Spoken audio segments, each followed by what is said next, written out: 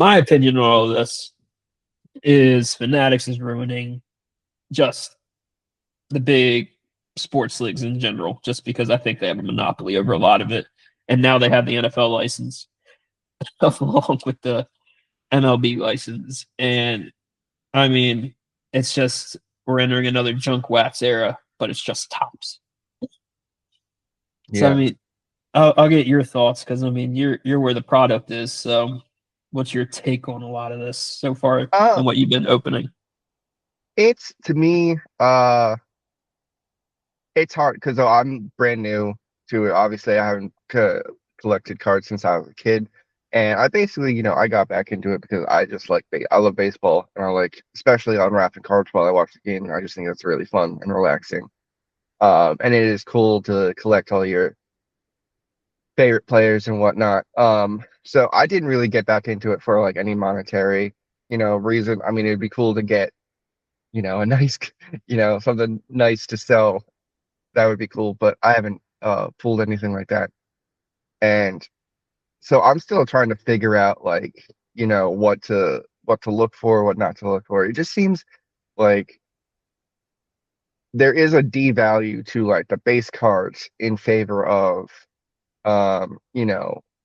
the packets where Mhm. or the alternative numbered ones or the holographics or the autos. Like you see it when guys, and I know these guys are in it for the money. Like when I watch these videos, most of these guys are in it for the money and they don't really care about the actual like collecting of it. But like you'll see them like rush through the bases to look for their hits.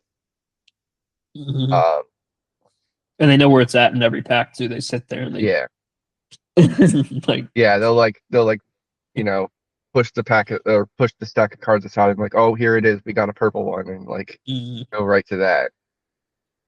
So and that's to me like you see it in a lot of like collecting industries and a lot of like industries where there's one big producer and then there's like a ton of like smaller producers like like Wizards of the Coast is they do Dungeons and Dragons. They're the biggest Dungeons and Mhm. Dragons company, and they have such a stranglehold um on that industry because like there are like other like games you can play that are like Dungeons and Dragons, but there's so much like Wizards of the Coast will nickel and dime you if you play Dungeons. They will nickel and dime you for every like thing, when that's not really what the game's about. The game is about having fun with your friends. It shouldn't cost you any money. But Wizards of the Coast has found a way to make it cost every, and that's to me that's a lot what Fanatics is doing is they devalue part of their own product to increase the value for them on others. Yeah. So it's that to me is like as I'm getting back into collecting, that to me is the most annoying part is like you see like I kind of see where it's going. And then the other thing is too is I think scalpers just aren't the helping matters in that sense as well because like obviously like I don't collect football cards, but Topps Chrome Football just came out last Friday. And I mean, my store got some in and it was gone that day. We limited it to two boxes per person. And then I saw like a hobby shop. I don't know where it was. But yeah, on Reddit I saw a hobby shop was selling the same boxes we were selling for retail price. They were selling for $1,000 at this hobby shop. It's like, who's buying that? Like, it's not worth it. Like, It's it's the people that can't get their hands on the product. I mean, that's really what it is. So I mean, you've seen the junk wax Sal videos I share. I love junk wax Sal. yeah, I think he's one of the positives for the hobby because I mean, yeah, he opens up a ton of junk wax. It's hilarious. he's he's popped up on my feed now more than since I watched your video on that when you sent him Oh yeah. that packet. That was hilarious. Um, I've seen it and I like his videos. I question his wisdom in eating the gum, but his video, like you can tell he is a true, like I know he owns a business and it's part of his business, but you can tell Mhm. he's a true fan. So I Yeah, like his and I video. mean, his prices are fair, but Fanatics continuously screws him over just because he's not one of the top shops. And like, there's a lot. I don't think it's a rumor anymore. I think it's starting to become more fact and not a conspiracy theory that Fanatics has their favorites. And like, Mhm. there's literally been shop owners that have told customers that, oh yeah, we're a tier 3 store with Fanatics or a tier 2, tier 1. You know, if you're tier 1, you're one of their favorites. They send you better Yeah, product, and that's the same with the breakers. Like breakers get upset when they see, you know, someone like us who works hard for just to afford a blaster box or a mega box. The mega box for yeah, $50. We're not buying it regularly. We're not buying a ton of them, but it's like, oh, I got a little pocket change. Oh, there's a mega. I don't get to see those yeah, that much, and I put money down on it, and they get mad when we pull out something really good. And Fanatics runs their own. They have their own breakers that run. PSA is starting to become this way too. Fanatics and PSA are really have a monopoly stranglehold on a lot of this because PSA has bought out. Well, collectors who owns PSA, they bought out Beckett and SGC. Those are the top. PSA, Beckett, SGC, top yeah, three grading companies. SGC was a 20-day turnaround. Now they're months until you get yeah. your cards back. And it's that to me too is the PSA stuff. It's super weird because like I've seen people crack open, they'll get their PSA back and it'll be like a 7.5.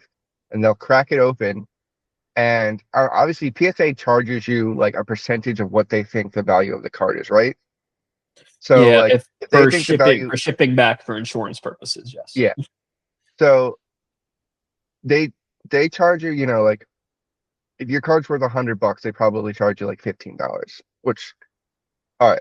But if you got like a couple hundred, like a couple $1,000 card, then that kind of really picks up.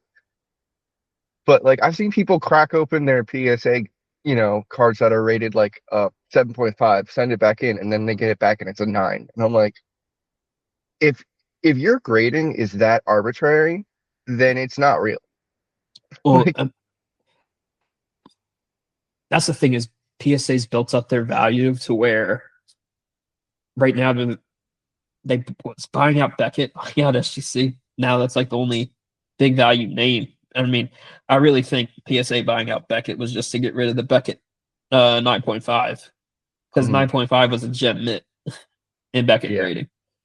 And you don't see a lot of pristines. It's like the black label with Beckett for the 10s. You see a lot of 9.5s. And I think PSA is trying to get rid of that Beckett 9.5 more than anything because PSA wants even though the PSA 10 is worth more than the Beckett 9.5, they want to get rid of the likeness of it. And here's the thing, so like each company had their own values, right? SGC, great at the vintage cards. Vintage was made on different card stock, right? It degraded because it wasn't like baseball cards weren't meant to last forever and ever and ever back yeah, in the day. So they have a different grading system when it came to the vintage, and it was great. SGC was very fair when it came to the vintage grades from the 50s, 60s, 70s. Beckett gave you the subgrades if you paid for it, and it helped you determine like why did I get a 9? Well, the centering was a little off, right? And then the surface was not clear. So that's how you got your 9, right? Because Beckett was like, they basically take the two lowest grades, and basically, if you got a 9.5, 9.5, 9 and 9, it'd be a 9. Like, that's the way they did it. PSA is just, you never know what the hell you're going to get, Like, yeah, it, I sent, so I used to buy basically I buy like a 6 month subscription to like these card shops, and they would send you like a box with packs of cards in it from hobby boxes. So mhm, you'd get like 12 packs of cards, and I want to say before 2020, 3, it was awesome because I mean I pulled a lot of good stuff out of there. Like I would pull some auto cards, I'd pull some numbered stuff, and I mean I didn't pay that much. I only paid like 200 for 6 months just Mhm. to get packs sent, and I got some good stuff. And I hit 3 tops tier ones like Mike Trout relics. Nice. I sent them all to get graded, and there was one that I damaged putting in the sleeve, and I was like, oh crap, I ruined that corner. That got a 10. And the other two that I did not damage whatsoever got 8s. Like this makes, and I was like, this makes no sense. How the one for the corner, I saw the corner fold. I was like, oh, that's not good. And I Yeah. mean, the only reason I sent them in is just to get them like authenticated, really. Like, oh yeah, this is a true. Yeah. Because I mean, that's a lot of the reason I only send a lot of my stuff in is like if it's a really awesome player, you know, like I'll send it in to get it graded. Yeah. But like the I relics and was autos, I'll get to get authentic. I was considering sending in just a few of the lower because I haven't hit any autos. And my best relic was Bryce Harper Mhm. that I pulled. Oh, and that thing wasn't going to grade well because the heritage ruined. They burnt the Yeah. crap out Oh of. no, that was my Luis Arai. My Luis Oh, the Arai. one. I'm still kind of considering sending that back to town. Being like, yeah, I want something else. I don't really like Yeah. Luis Arai anyway. Like Mm, he's fine. Um, but the Bryce Harper one is actually in good condition. That one was a series one pull.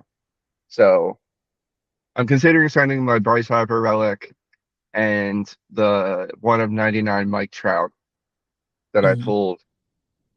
Just sending them in to because I honestly like I don't really care too much about the crate. I just kind of want them in the plastic just to keep them yeah. nice.